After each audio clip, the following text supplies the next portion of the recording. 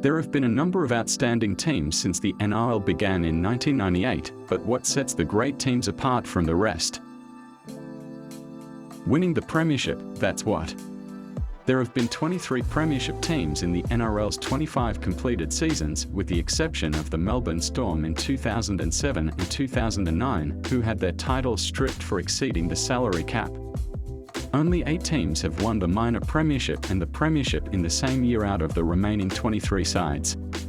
In order to be regarded as one of the greatest in NRL history, the team must have dominated not only the final series but the regular season as well. Number 5. The 2010 St. George Illawarra Dragons. Because of their tenacious defence, the 2010 St. George Illawarra Dragons premiership season will go down as one of the most outstanding in NRL history. Darius Boyd, Mark Gasnier, and Jamie Soward were among the many talents on the Ben Hornby-led squad that helped the team finish the regular season with a 17-7 record. The Dragons' 299 total points conceded, at an average of just 12.4 per game, was 64 fewer than any other team in the league. They were known for using their nearly impenetrable defence to suffocate out their opposition, just as they did in their victory in the grand final. The Dragons trailed 6-8 at the break before scoring another 26 points in the second half without having their try line breached once. Super coach Wayne Bennett had delivered the team's first premiership in 31 years on the back of 2 consecutive minor premierships. Number 4. The 2000 Brisbane Broncos. The 2000 Brisbane Broncos claimed the premiership for the second time in 3 years, overwhelming opponents on both sides of the ball throughout the whole season to finish with a differential of 308, 154 points higher than the next closest competitor. The team started a young Darren Lockyer in addition to current Broncos coach Kevin Walters, Shane Webker, and Gordon Tallis, 3 of the most illustrious names in Queensland Rugby League history.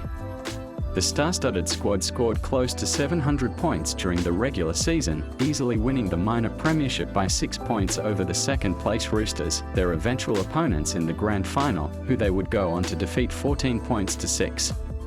With a regular season record of 18 wins, 6 losses and 2 draws, Wayne Bennett steered his club to one of the most effective offensive seasons the NRL has ever seen. Number 3. The 2013 Sydney Roosters. In a contentious grand final that will live on in rugby league legend for years to come, the 2013 Sydney Roosters won the premiership in stunning fashion by defeating the Manly Sea Eagles. With an average winning margin of more than 12 points, Trent Robinson's Roosters entered the postseason as minor premiers. With 18 victories throughout the regular season, the Roosters finished tied with Rabbitohs on 40 points. However, with a staggering 315 points difference, the Roosters were declared minor premiers. With unrivaled star power across their entire 17-man lineup, they completely dominated the game. The Roosters, who had placed 13th the season before, saw a significant culture shift once Sonny Bill Williams famously joined the club. Numerous representative players were also on the Roosters roster, including Mitchell Pearce, Anthony Minichiello, Roger Tuivasa-Sheck, James Maloney, and many others.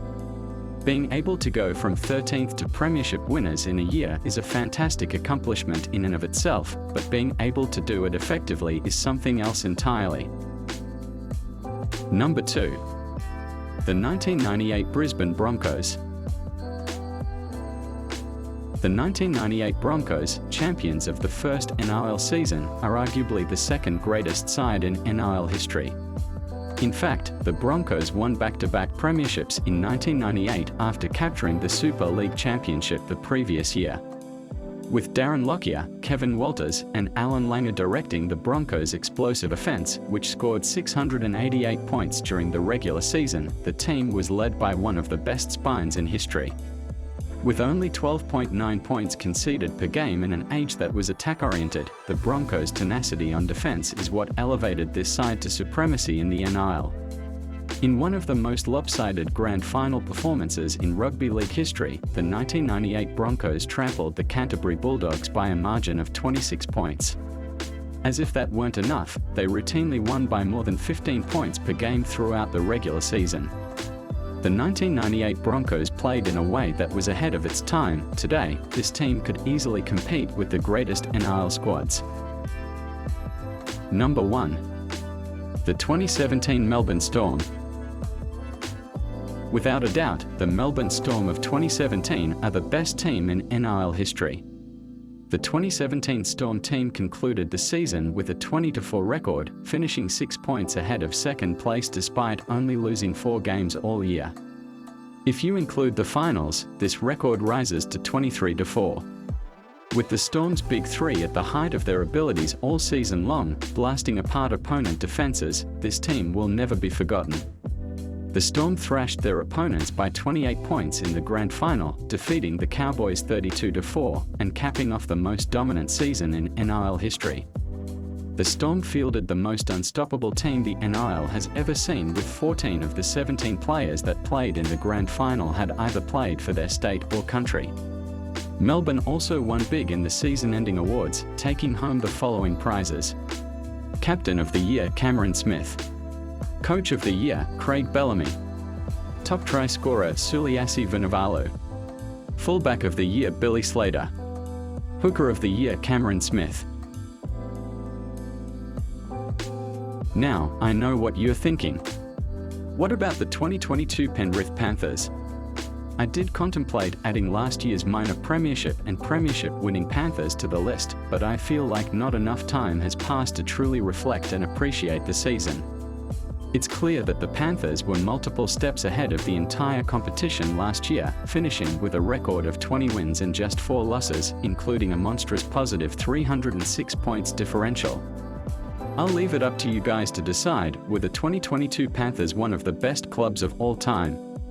Let me know in the comments below who your top 5 clubs of all time are, and subscribe if you enjoyed the video. Thanks as always for watching.